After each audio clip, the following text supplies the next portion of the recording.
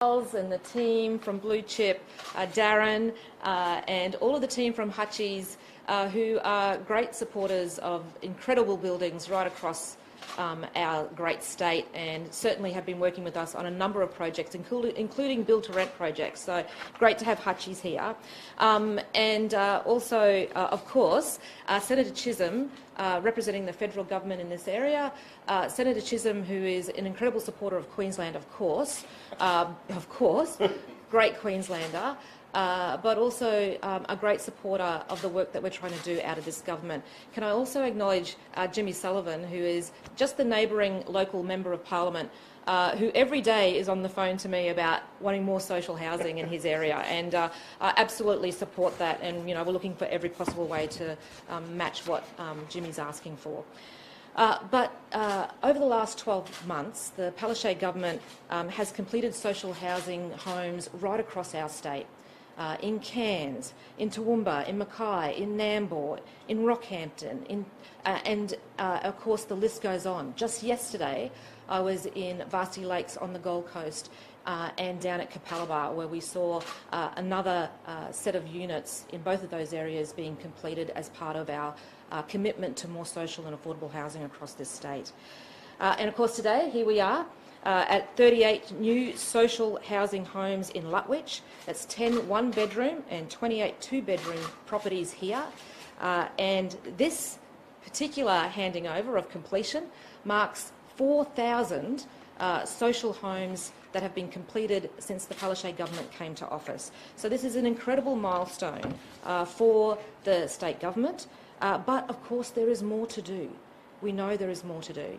Even though social housing only makes up less than 4% of the total housing stock across Queensland, we know that there is more to do in this space. That's why we're expecting to commence 6,365 new social homes under our $2.9 billion investment. And of course, as you've heard me say many times, that investment is the largest concentrated investment in social and affordable housing in Queensland's history.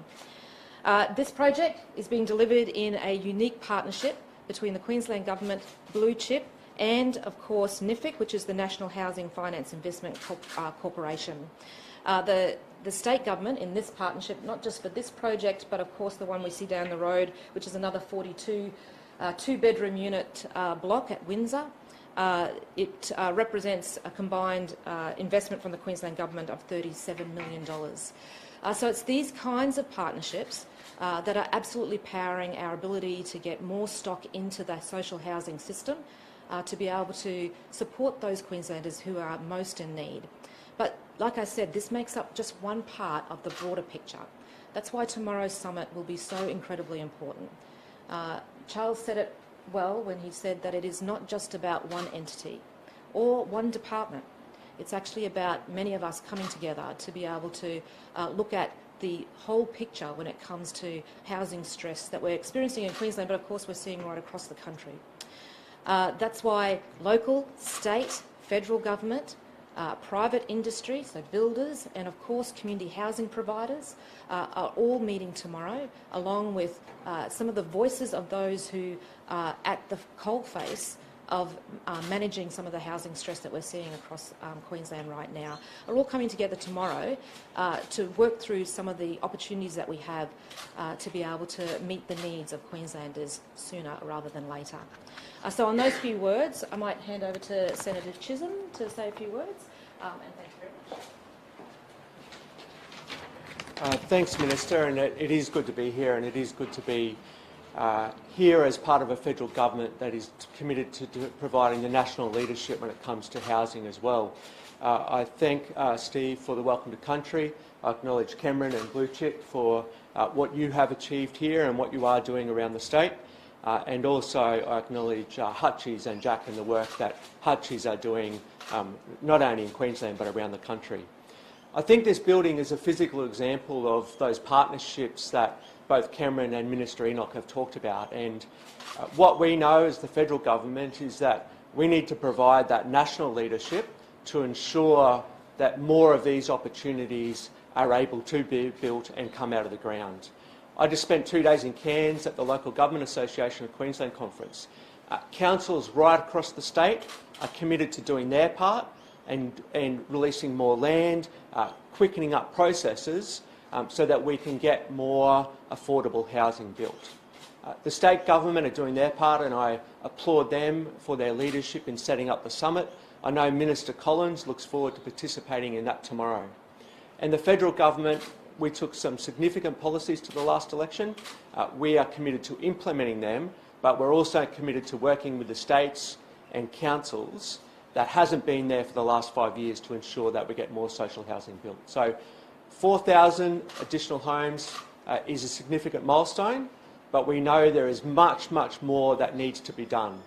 When I think of this project here, I think of homes, but I think of the location.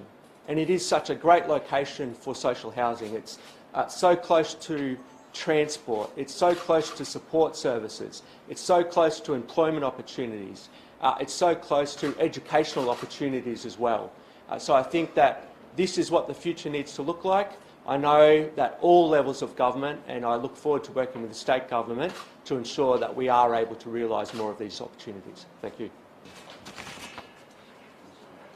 Thank you very much, Senator and Minister. Really appreciate it. I know we're going to do some photographs and you've got something. Oh, sorry, Jim's going to say a few words. Go for it. Absolutely. My apologies. Thank you. Absolute apology. Can't miss the opportunity. And thank you to the Minister and the Senator for those introductions. I do want to start on some parallel comment. It's my wedding anniversary today, so Carolyn, happy anniversary. I can't be in front of cameras without saying that. The Minister is right. We are so proud of our public housing over here on the north side, and Chiz is a north sider himself. We've got new properties coming on board in Kedron, one underway in Alderley, in Chermside and West Chermside. We are really proud that what it brings to our community. We have a mix of affordable, social and private housing in our community, and it strengthens us, and we're really proud of that. So of course we are really proud to associate ourselves with today's event, with cooperation and partnerships like this building represents, and look forward to more of it in the future. Thanks. Any questions?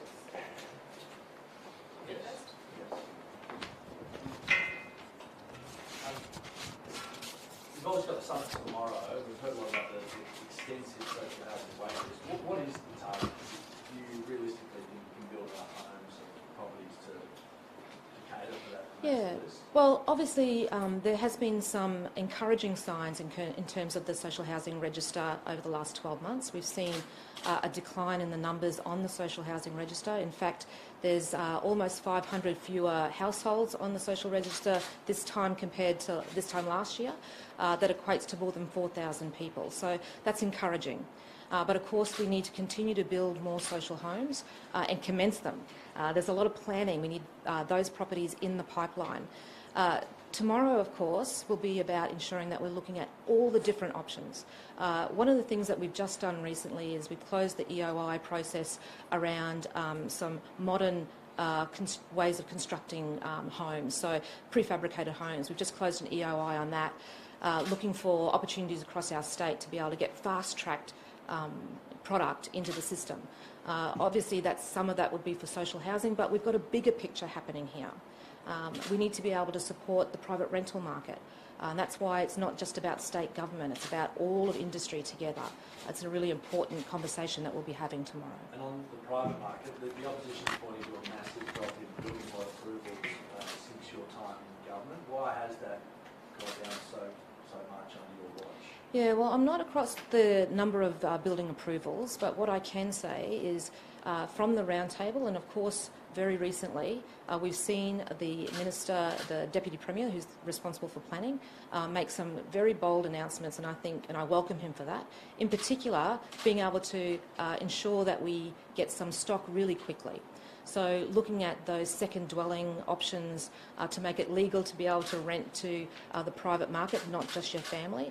And of course, some announcements around supporting local councils to be able to fast-track some of their work to get more land released. But it is not just state government, it's local government and state that need to work together to release more land in a sensitive way so that we can build more properties and get more stock into the system. Do we need more housing estates? Well, obviously that is a conversation that's happening between the state government and local government. And like I said, it's a sensitive. We've got to do this sensitively, so that we're not, we're not overburdening our ability to be able to support and house people. But of course, that's a big conversation that will be had tomorrow, and it continues to be had with local government in particular. Do we need to prioritise the need of housing over things like environmental approvals and bureaucracy? I know it's difficult to get through the planning process. Do we need to start to streamline that so we can get new homes? Well, we're always looking for the thriving balance in all of this. But if there are opportunities, and the roundtable helped us to identify some of these opportunities where there might be particular processes that can be fine-tuned to move things along a little bit more quickly, that's something that I know that's on the table for tomorrow as well. What are you seeking from the federal government ahead of the budget? Say that again, sorry. What are you seeking from the federal government ahead of the budget? Well, we've already seen some from the federal government in terms of their pre-election commitments. The $10 billion housing investment fund, absolutely welcomed. The 30,000 new social and affordable homes that will bring to Australia, absolutely welcomed. And certainly with the current housing minister, Minister Collins, can I just say absolutely breath of fresh air to be able to work constructively with the federal government. We've had 2 meetings of housing ministers since the new Albanese government came into office. Before that, it was 5 years before housing ministers across the country had actually met. So these conversations are actually leading some bigger discussions about our housing plan. The fact that the federal government is committed to a housing strategy, that's something that we want to see work on over the next 12 months, and obviously that will attract some financial assistance and all of that, but it is a very good step in the right direction with regards to the $10 billion housing investment fund. And just with your department, has it started forecasting future demand and what the register will look like in 3 years, as was highlighted by the Auditor General? Yeah, well, the Auditor General, that report, very much welcomed, gave us a whole heap of advice about how to ensure that we're managing the social housing register in a way that is meeting demand and, of course, meeting expectations. So obviously we're working with people on that social housing register. We're seeing that drop now. We continue to build more properties, but not just build more properties, also ensure that our services, our private rental market services, are actually meeting the needs of people as well. But has that modelling begun? We're always modelling. We've always been modelling. So it comes from the demand, and of course, every day people's circumstances might change, and we can't predict that. But what we can do is work with what the demand is and try to work through assisting people as best we can. And we're doing that through multiple avenues, not just building new properties, but also providing those private rental market services, from bond loans to our rental subsidy scheme, which I just extended so that it's now $10,000 over 12 months for people to be able to sustain their current private rental property, or to actually get a private rental property, to have that subsidy in place to support them through that, or through the $16 million plus recently announced further $5 million, so $21 million investment in our immediate housing response to help those families who are finding themselves in situations that they'd never dreamed that they'd be in it right now. Q Shelter has sort of upped their rhetoric, now calling it a housing rental emergency in places like the Gold Coast, but also saying Townsville's on the verge of a housing emergency. Do you agree with that assessment? Well, certainly when you look at the migration rates into Queensland, we're talking tens of thousands more than usual heading into Queensland. So we're seeing those in those pressure places, particularly the Gold Coast. I mean, it is a destination, isn't it? People want to live there, and now that we can work, we've proven that we can work from home, work from anywhere. People are choosing to live in places where they've got that great amenity. But of course, the pressure that puts onto the private rental market, not just the private rental market, but of course right across the building sector. I mean, we've got so much building happening at the moment In fact, at the roundtable, building representatives made clear that their books are full for the next 12 to 18 months. So we know that there's pressure in that space. And as families move here, purchase land and start to build, they look for private rental to fill the gap until they can move into their own homes, and that's putting pressure on the market as well. But that's why tomorrow, where we have local council, where we have people who are working in the housing sector, federal government, of course, I welcome the fact that Minister Collins is actually attending our summit tomorrow, which is fantastic. State government and industry all together working out what we can do to be able to meet the increasing demand that we're seeing in Queensland. Do you think we need to reinstate NRAS? So I've been very clear about this. I certainly was incredibly disappointed by the former federal government for ceasing the National Rental Affordability Scheme. I had called on that government to reinstate it or to find some alternative, and I've made that same call on this federal government. I've had numerous conversations with Minister Collins about this, and of course I've raised it at the meeting of housing ministers. The National Rental Affordability Scheme will see some 10,000 properties come off that scheme over the next few years in Queensland. And that is a major risk factor in terms of people's ability to afford the rents and to be able to keep that roof over their heads. So I know that Minister Collins is very open to conversations, but I have continued to call on NRAS or NRAS-like program to be able to support people in Queensland. Minister, does every Queenslander have a right to having a roof over their head? And should we be reframing the discussion around housing as one of rights rather than as a means for generating income for investors? Yeah, well, obviously, again, absolutely. When we think about people being able to get a roof over their head, everybody has a right to be able to have a roof over their head, to feel safe and secure, and to be able to call a place their home. That's why we're investing record amounts into social housing, for instance. That's why we have got a number of those private rental market products. In fact, last year we had over 200,000 forms of support that we had provided to Queenslanders who weren't necessarily receiving that social housing outcome, but were being able to sustain their private rental market home through that support. Of course, we've got to be able to ensure that there is that balance, that we see investors being attracted to and wanting to maintain those private rental products in the system so that we can see that true balance across the whole sector. Minister, is it misleading to call satellite hospital? So the Minister for Health will be standing up about that particular question later today. So I'll leave that for her. Social housing announced. Clearly it's such a beautiful place and something to celebrate, but there's 50,000 people on the social... Oh no, that's not accurate. Oh, well, there's yep. tens of thousands and there's not enough housing in the pipeline to meet that need. Will there be more announced over coming days or weeks? Absolutely. So as I said in my opening remarks, today we get to see now more than 4,000 social homes in particular that have been completed as a result of the investment and policy position of the Palaszczuk government. But of course we will continue our commitment to over 6,000 commencements of social homes alone into the future. But of course that's matched by some other work that we're doing around affordable housing. In fact, if you combine the affordable housing commitment and the social housing commitment, there's 7,400 new social and affordable homes to be commenced by June 30, 2025. And then add to that the work that the Treasurer's been doing around the build-to-rent program. He's already announced 750 units around build-to-rent. So there's multiple ways that we're tackling particularly housing stock. So I just want to thank everyone. I'll take one more. You're going to take one more? Service providers say we need 5,000 a year. Is that an accurate figure, and is that something we can achieve?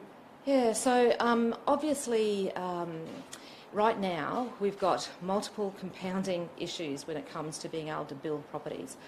Even if there was all the money in the world, being able to build properties right now would be hindered by weather events, which we're about to see another one of, supply chain, and of course actual workforce. Yesterday at one of the completions that I was able to see the handover of, they indicated to me that they had 74 days lost in their build, 74 days, which is well above average in terms of being able to get product out of the ground. And they, and of course Charles just mentioned that they're working on projects now, but these weather events will have their impacts. So of course we want to make sure that we've got our ability to be able to put more properties into the system, but we are dealing with these multiple compounding issues. And of course continuing to make sure that we are striking that balance. And tomorrow's summit, which will be hosted by the Premier, will absolutely give us an opportunity to talk about all of these things, including some really innovative ways to be able to solve some of these, or find solutions to some of these big complex issues that we're facing. Thank you, Minister. Thanks, guys. And really appreciate, we're just going to do a few photos, but I just wanted to add one thing, and thanking the Minister. The HIF scheme, and we hear HIF and HAF. HAF is federal,